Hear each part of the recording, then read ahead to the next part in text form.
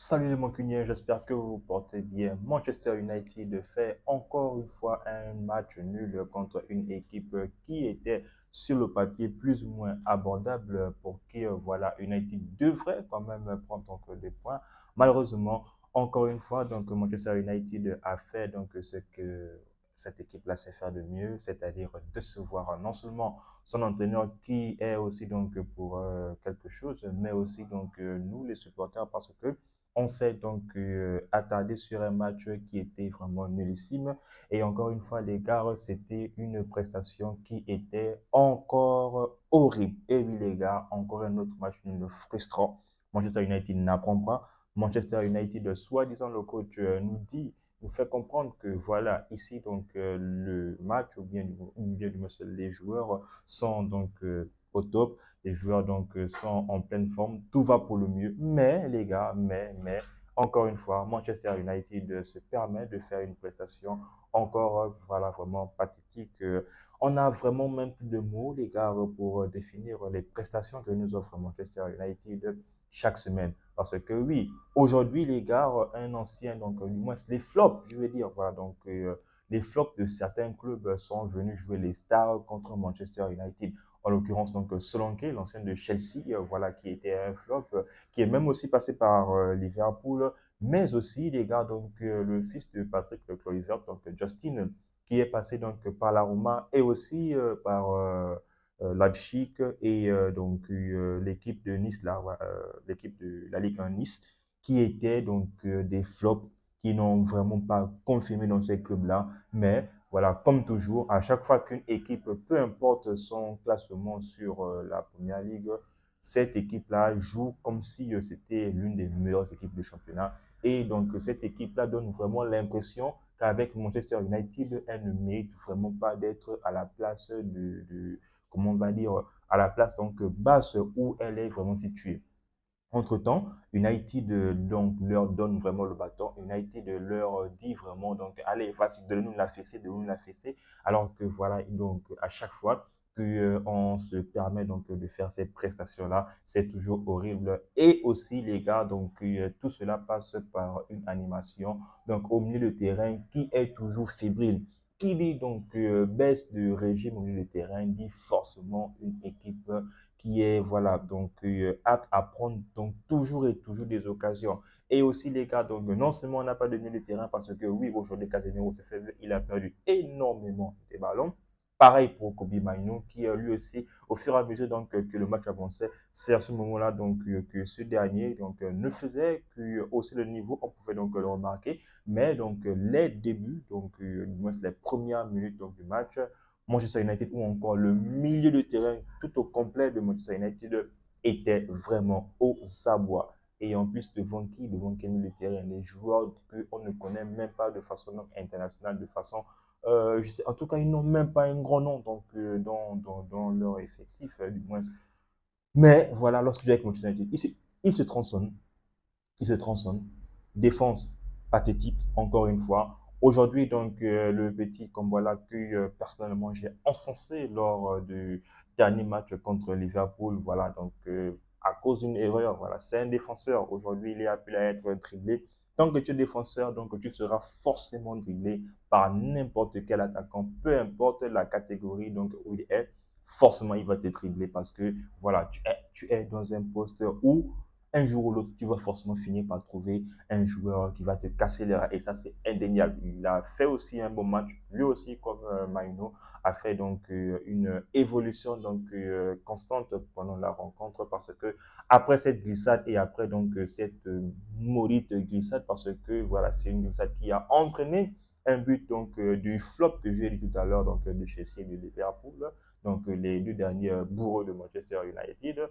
Celui-ci, donc, sur une frappe, donc, voilà, parfaitement, donc, bien masqué, a réussi à ouvrir le score. Et en même temps, les gars, Bournemouth est une équipe qui a vraiment mis donc l'abattage physique et limite même, je veux même dire, voilà, vraiment même technique sur Manchester United parce que Manchester United n'existait carrément pas. On ne va pas se le mentir, nous sommes restés là donc devant nos écrans. United nous a encore une fois déçus. Donc, United qui prône, soi-disant, encore une fois, donc un jeu donc vers l'arrière, Aujourd'hui, on s'est rendu compte sur l'ouverture du score que c'est vraiment donc contradictoire. À chaque fois qu'on essaie de poser la question, surtout à Erik Ten Hag, que quelle est ton identité de jeu, quel est le style de jeu voilà, que produit Manchester United, celui-ci donc répond avec toute fierté, avec toute assurance que lui donc il prône un jeu voilà qui consiste à partir de l'arrière. Mais le but, donc, c'était sur un long dégagement donc, de la part de Onana, chose qui est vraiment contraire à ses principes. Mais les gars, donc, je ne sais pas si c'est une passe donc, de la poitrine qui a été mal exécutée de la part de Højlund donc, pour faire une éventuelle passe, je vais imaginer, à Garnacho. Garnacho, donc, qui a été vraiment bousculé d'ailleurs, qui n'a pas été bon lors de cette rencontre-là. Il faut aussi donc le souligner, a causé voilà, donc l'ouverture du score pour Bournemouth. Mais les gars, donc Manchester United, encore une fois, se retrouve mené. Et je vois ici donc certaines personnes qui pourraient encore une fois s'acharner sur le portier Onana. Oui, on pourrait s'acharner sur Onana, voilà, dans le concept où c'est en fait le bébé préféré de Erik Ten Hag. Là, dans ce contexte-là, on pourrait donc lui pointer du doigt. Mais aujourd'hui, les gars, personnellement, je ne vois pas un gardien, peu importe la trompe qu'il a, venir à Manchester United et donc être derrière ces défenseurs-là et ne pas encaisser les buts que Onana a encaissés. Oui, on a l'impression que Onana, à chaque fois qu'un adversaire tire, c'est un tir cadré, un but. C'est vrai. Mais je ne pense pas aussi que ces autres gardiens-là pouvaient donc faire exception ou bien aller encaisser moins. Ça, j'en doute. Vous dites-moi en commentaire si, voilà, donc un gardien donc, pourrait faire donc mieux que Onana. Parce qu'on le sait tous, moi je pense, et Onana est en train de faire donc une saison abordable. Il a mal commencé, ça c'est vrai, mais au fur et à mesure, donc depuis le mois de mars, c'est notre meilleur joueur.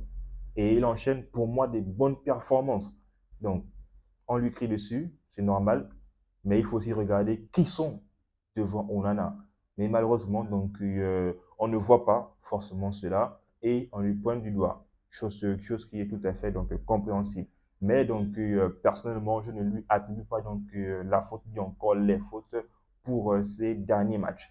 Donc, une défense friable et en plus de ça, les gars, une action qui m'a vraiment choqué. C'est l'action où, devant 4 défenseurs mancuniens, un joueur se permet de mettre une tête autour de ces joueurs-là. Du moins, c'est un joueur de Bournemouth. Voilà, je me trompe, mais un joueur de Bournemouth se permet de mettre une tête pour venir donc toucher la barre de Manchester United. Cette action, les gars, elle symbolise vraiment l'inefficacité de la part de Manchester United. Donc, de façon offensive aussi, les gars, il n'y a même pas donc, à trouver donc, des excuses ou quoi que ce soit. J'ai dit tout à l'heure que Garnacho était vraiment en dehors de level. Et c'est pareil aussi pour son homologue qui est sur le côté gauche. C'est pareil, les gars. Rashford aussi a, a fait un mauvais match. Il peut être aujourd'hui voilà, dans une autre équipe. Peut-être qu'il performera. Mais ce qui est sûr et certain, c'est que le Rashford que nous voyons là, c'est un Rashford qui n'a même pas envie. C'est un Rashford qui ne veut peut-être pas jouer, du moins ce qu'il nous montre sur le terrain. C'est peut-être un Rashford qui ne veut pas jouer. Peut-être qu'il y a quelque chose dans sa tête qui ne va pas. Peut-être qu'il y a un déclic qui fait en sorte qu'il n'est peut-être plus motivé. Oui, il fait des déclarations qu'il a l'envie. Il fait des déclarations que, voilà, donc les supporters lui traitent peut-être mal. Bien, le traitent mal, je dis même n'importe quoi. Les supporters le traitent mal. Mais ce qu'il montre sur le terrain est tout autre. Donc, sur les réseaux sociaux, sur les interviews, les joueurs et les entraîneurs nous disent autre chose, mais sur le terrain, ils ne confirment pas. Malheureusement, ils ne confirment pas, les gars. Et aussi un joueur qui, pour moi, a fait un match de boucher aujourd'hui, c'est Bruno Fernandes. Il nous a marqué 2 buts parce que c'est grâce à lui qu'on repart de Bournemouth avec un point.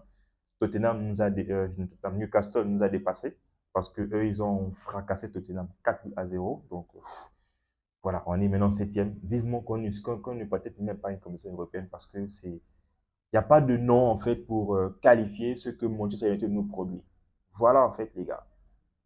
Donc, Bruno Fernandes a fait un match, je veux dire correct, mais encore une fois, je me dis que Bruno Fernandes n'est peut-être pas le joueur qui doit impérativement être le meneur de Manchester United.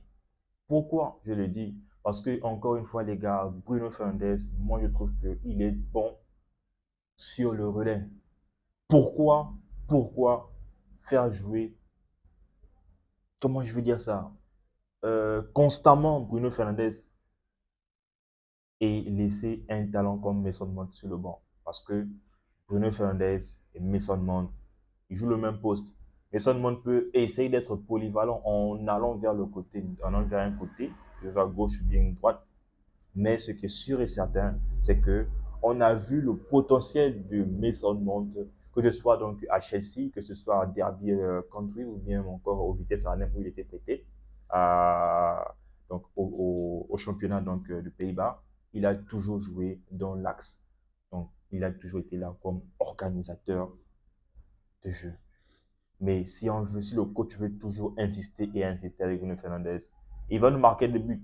Certaines personnes, donc, dont moi, dès le début, donc, voilà, j'encensais vraiment Bruno Fernandes parce que c'était donc le sauveur. C'était donc celui qui nous mettait les buts au fur et à mesure qu'il y avait donc des rencontres. Mais les gars, plus les saisons avancent, plus on se rend compte que c'est vraiment un joueur de stade.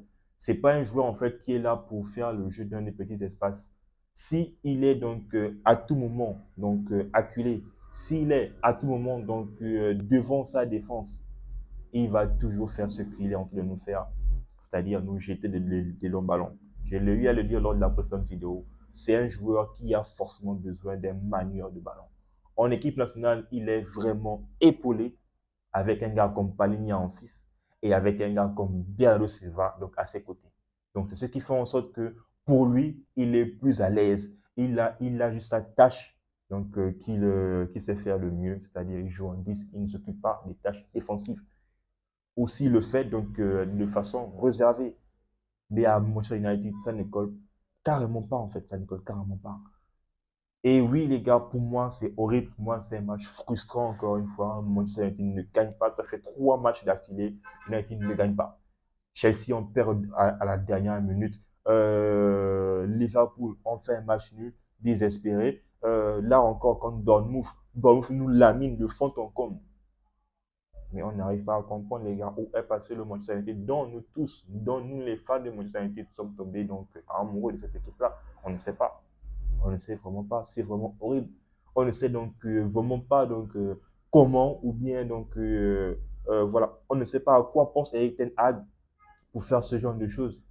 Oui, ça m'a sur ça, je pense que ça surpris au moins tout le monde de voir Amad Diallo rentrer en seconde période. Mais la question qu'il faudrait se poser, c'est pourquoi il joue. Parce que je pense qu'il n'avait pas de choix. Anthony, voilà, sa deuxième valise n'était pas donc, sur la fin du match. Il est donc convalescent voilà, donc, à sa petite chaîne. Mais il n'avait personne sur le banc. Il était donc obligé de faire rentrer Amad Diallo. Mais en plus de ça, les gars, il va, donc, du moins, il dit à Diallo et il dit à Eriksen d'aller s'échauffer. Mais le pauvre Eriksen, il s'échauffe, mais il ne rentre pas. C'est bien normal qu'il demande à partir, les gars. C'est bien normal qu'il demande à partir. Il n'y a même pas de mots, en fait, pour expliquer donc, les prestations de Manchester United. Il n'y a même pas de mots. Comme je l'ai dit, vivement que Manchester ne participe à aucune coupe européenne. Ce serait bien pour Manchester. Ce serait bien pour Manchester. Oui, les Cavs vont peut-être prendre un coup.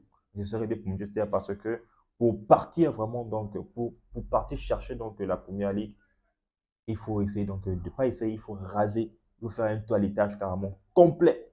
Voir qui sont les joueurs qui peuvent être là à se donner corps et âme pour cette équipe de Manchester United là. Parce qu'aujourd'hui, on compte des joueurs qui veulent jouer pour Manchester United. Donc, une équipe où il y a des tocards, si un joueur vient, forcément, il sera impacté. Un joueur qui avait donc comment on va dire, la liberté donc, de mieux s'exprimer dans son précédent club. Mais comment ça se fait qu'à chaque fois qu'il y a Manchester United, il est toujours pathétique? C'est une question qu'il faudrait se poser aussi, les gars. Bref, donc, c'est horrible, c'est terrifiant, c'est frustrant, mais c'est Manchester United. Je ne sais pas comment on fait, les gars, mais Manchester United déçoit. Vivement la fin de la saison, vivement. Bref, les gars, c'était le débrief de Manchester United contre Bournemouth en faisant un match nul, encore une fois, décevant, 2 buts partout. Donc, les gars, en attendant, si vous avez aimé, n'hésitez pas à liker, à partager. Sinon, on s'abonne, on reste en santé, mais aussi tout ce qu'on connaît.